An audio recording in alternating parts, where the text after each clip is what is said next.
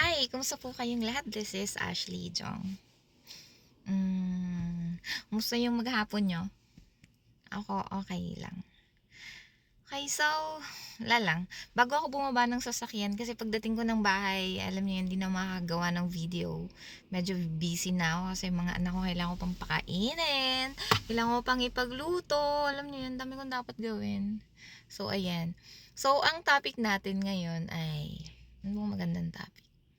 Actually, ang dami kong gustong itapik eh. Pero ito muna, interesting. Ang question, pati ba ng mga ganitong tanong tinatanong sa akin? Sabi nila, saan ba daw madalas na nagkikita-kita ang mga magkakabit? Ano yun? Yung mga magjowa-jowa-jowa. Alin yun? Or in short, yun nga, saan ba daw madalas silang pumupunta? Bakit pati yun ganun mga tanong? Sa akin kasi, eto, ang tagal ko na kasi sa Korea, di ba? So, marami na akong nakita, marami na akong alam niyo yun? Eto, maraming magre-react sa akin, no? Maraming magre-react nito. Pero, yung iba, makaka-relate. Ako kasi, alam niyo yun? Dati, madalas akong sumimba. Madalas akong sumimba. Pero, nung nagtagal na, parang tinatamad na akong sumimba. Alam niyo ba kung bakit? Kasi kapag sumisimba ako, sa halip na mabawasan yung kasalanan ko, mas lalong nadadagdagan yung kasalanan ko. Tapos, alam niyo yun, ang dami kong nakakalap na chismis.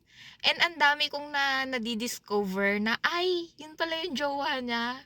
Ay, yun pala yung ano niya, yung kabit niya. Ay, yun pala sila. Yung ganon. So, eto nasasagutin ko sa question mo ha.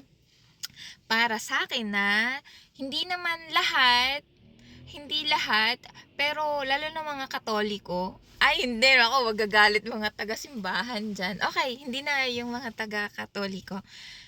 Hindi, kasi meron din namang ibang religion, di ba? Hindi lang Katoliko. Pero alam niyo ba kasi nga since, di ba? Since yung mga tao, busy sa trabaho, 'di ba? From Monday to Friday, minsan may trabaho pa hanggang Saturday, 'di ba?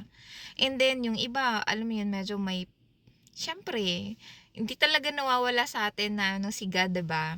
Hindi nawawala si God. Minsan nasa dugo na natin 'yan, na pagdating ng Sunday, sisimba talaga tayo.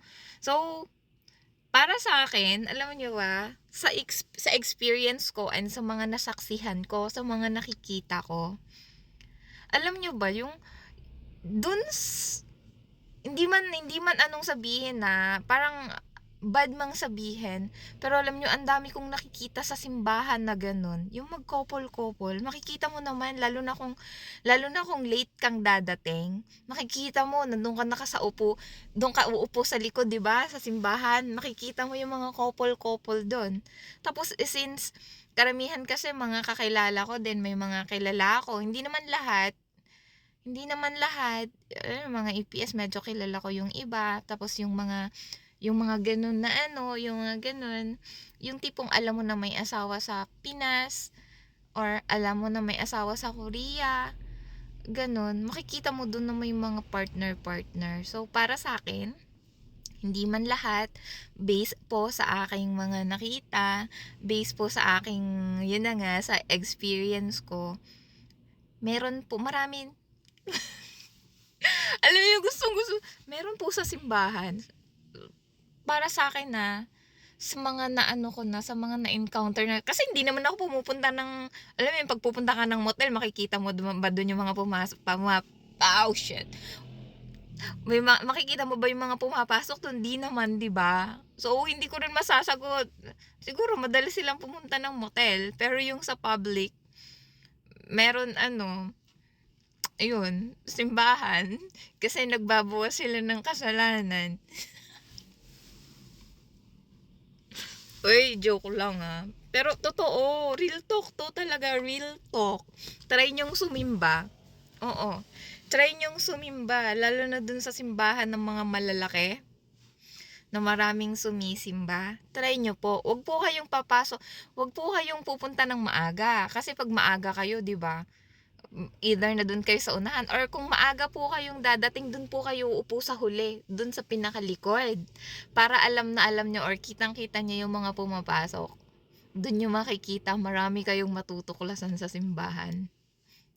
Galit na galit dyan yung mga nagsisimba na naman. Issue yan, issue Ashley. Ginagawan mo ng issue yung simbahan. Pero totoo, promise. Doon ako nakakakita, doon ko nadidiscover kung sino yung mga jowa-jowa nila, kung sino yung mga kabit-kabit nila. Yun. So, may homework kayo sa akin. Ano yung, ang homework nyo, hindi, ang assignment nyo or ang inyong mission para ngayong Sunday na darating ay magsimba.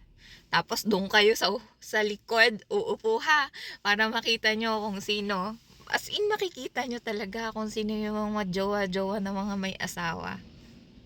Yun na nga, uso ang kabit.